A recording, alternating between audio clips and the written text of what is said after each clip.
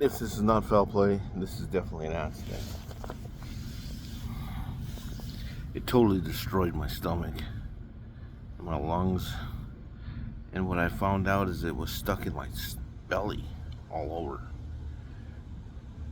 So what we got here is a soap stick traveling at what was that? 111 miles. Excuse me, kilometers a second. And like I said, it sticks and things. So, and I'm not sure. I'm at the hospital now. I've been here 2 weeks probably. And now that I quit driving, it's better. When I would drive, it would act up. But then also, well, that makes sense. Because it didn't hurt at all. And then I started eating. And it just started just like, boom. And it hurt enough that I couldn't function, I couldn't drive. And I was trying to see something, but I think that was an opening in the stomach. I don't know, but if you have part of a soap stick stuck in your belly, what do you not add to it? Dinner. So I was drinking ice. I was drinking tea. That's I did a guzzle of tea. Now I remember that. Guzzle of tea. And then I got a serious bellyache like a motherfucker. You have no idea. Finally, I called the ambulance. I was like 20 miles out of town when I was down in Havre. Ambulance came, picked me up, put me in the hospital. Nurse thinks I'm a fucking joke. Tells me I'm delirious, and she's gonna lock me up in a mental hospital. And I'm like, you know what, bitch? I don't like coming to the emergency room, but this freaking hurts. Yeah, that's what I said. I'm not into that fucking rumor. So, anyways, I'm in the hospital, and finally, with painkillers and stuff like this, it subsides, and I leave the hospital at 6 in the morning. So I started drinking that tea at 10:30 at night. I got to Walmart, and I had one of those big teas that are on sale, 88 cents. Awesome tasting. So it must have got down there. Then it hit me. Now obviously I'm telling you, it's foul play that somebody put this weapon in my vehicle and shot me in the back, through the back, or put it in front of my steering wheel and shot me in the stomach. Of course, my door is totally trashed from people breaking in, which I keep trying to fix, which I repainted it and all this stuff, and I did break in again.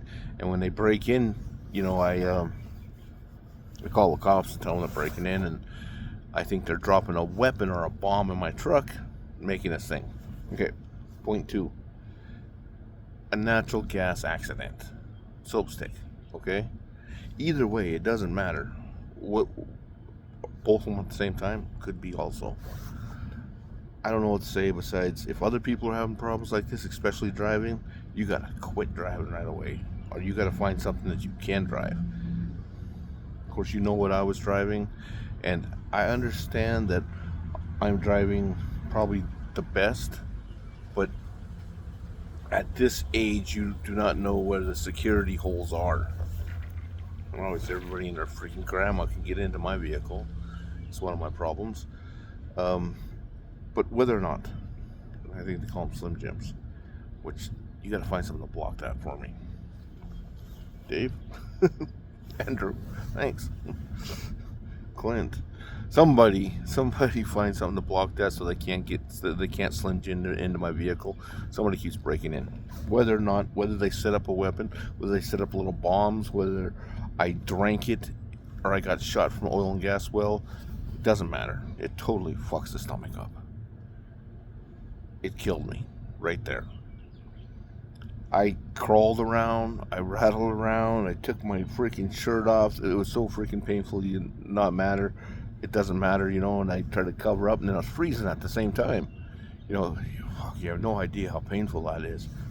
Finally, I called 911 after fighting with it for 45 minutes. It did not go away. And they picked me up. and took me to the emergency room. Anyways, a week later, now I'm here. They admitted me to the hospital, and I've been having these attacks, and it's mostly when I eat. So whatever it is, it's very painful. Uranium pieces, maybe.